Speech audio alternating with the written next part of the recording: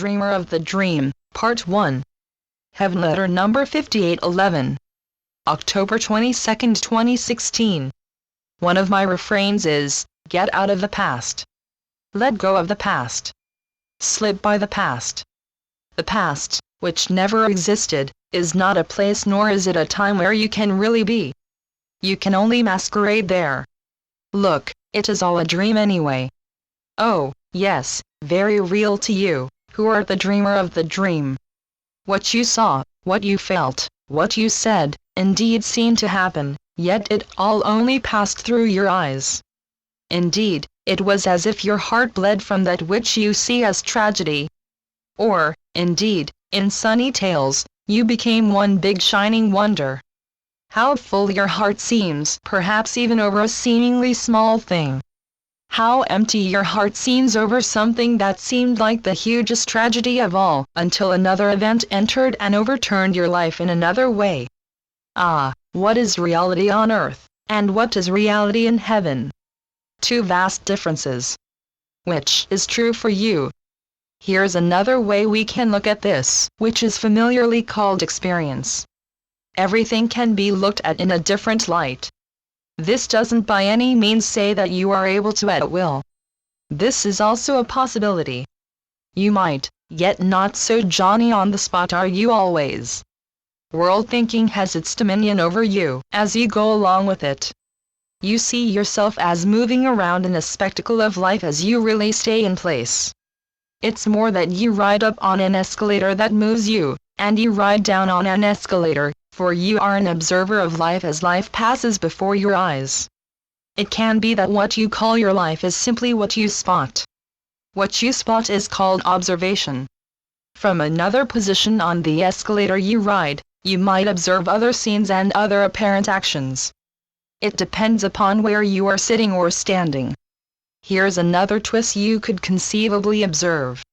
This twist could open your vision tremendously. It could change your life, although at first, you don't see how. Let this idea sink in lightly. Of course, you have heard of different levels of consciousness.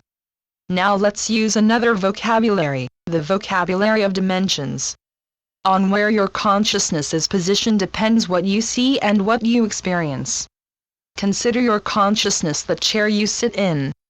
Dimensions grow from one dimension to another. Finish one dimension and go on then to the next. In the world, your tune-up completes itself over a long period of time, even as time itself is an illusion. We could also lightly say that from one dimension to another is like finishing one chapter in a great book and then going on to the next chapter in the great book. This is life in the world. It is a natural progression. One thing leads to another. In the eyes of the world, this is so. As seen from heaven, none of this is so clear-cut. There is not the separateness.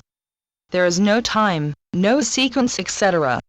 As seen by the world, however, each dimension has a sharp demarcation. Just as each individual on earth is identified by a name to make him exclusive. I would say that third dimension is the old thinking based on the five senses. In this dimension, only what you see is true. The fourth dimension allows for more possibilities. The fifth dimension has a much wider angle lens. You don't flick a switch to be in one dimension or another, yet you are, day by day, gaining your fifth dimension sea legs, as it were. You don't always know where you are.